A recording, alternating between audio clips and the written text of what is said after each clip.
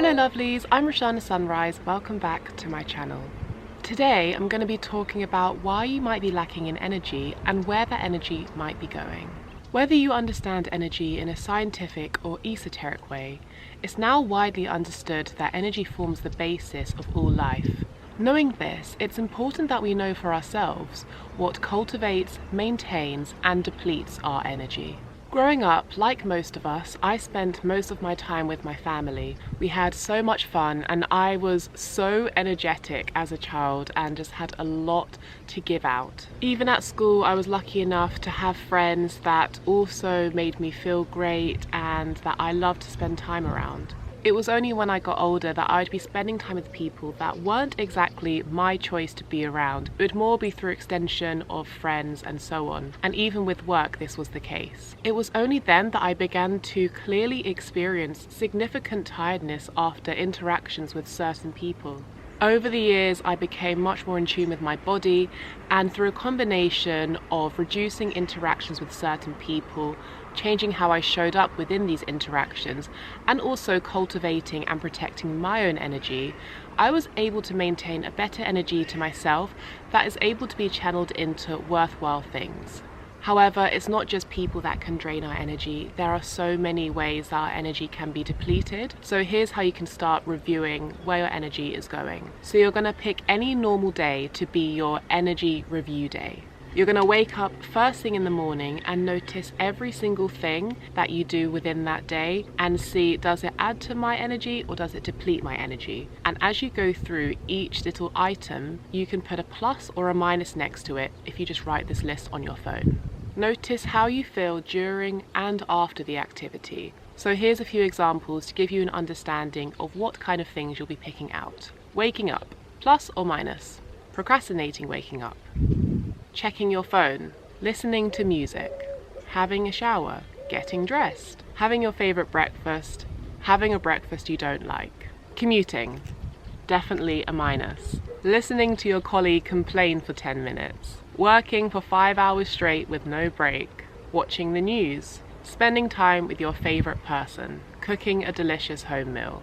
Having a nice warm bath. The list goes on and every person's day will be different, and obviously every day will vary slightly, which is why I say to pick a typical day. You can go into as many specifics as you want, and some things may feel good in the moment, but then afterwards they deplete your energy.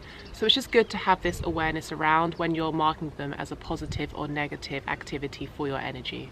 You can do this just for one day or for several days if you like, but once you've done this, it's then for you to review what from that list is essential, what can be changed or altered, and what needs to go completely.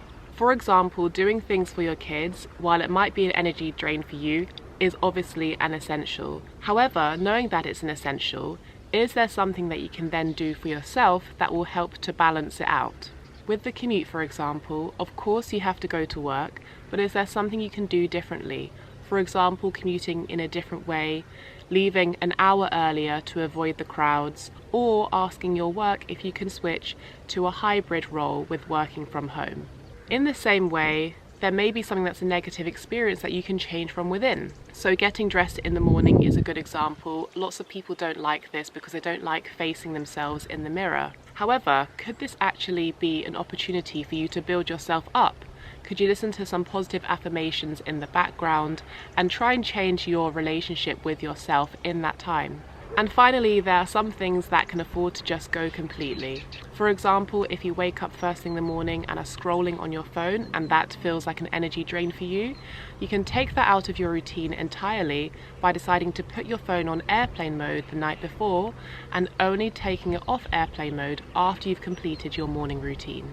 Ultimately, the time spent doing things that drain your energy day in and day out is time that you could be putting towards something for yourself. For example, listening to a favorite podcast, speaking to a friend, painting your nails, running a bath, cooking a nice meal, even just thinking happy thoughts. Ultimately, the time spent doing things that saps your energy is taking away from the energy that you have for filling yourself up. You're much less likely to do things that fill your cup when you're exhausted from a day of draining activities. You'd be surprised how much you can claim for yourself when you start valuing and creating healthy boundaries around your energy.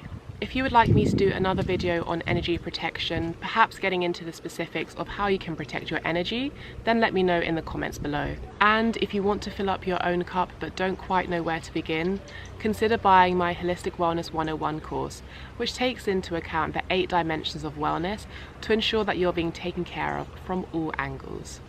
This is available on my website, www.roshanasunrise.com. Thank you so much for watching. I am wishing you a wonderful week. Remember, love is the answer, compassion is the key.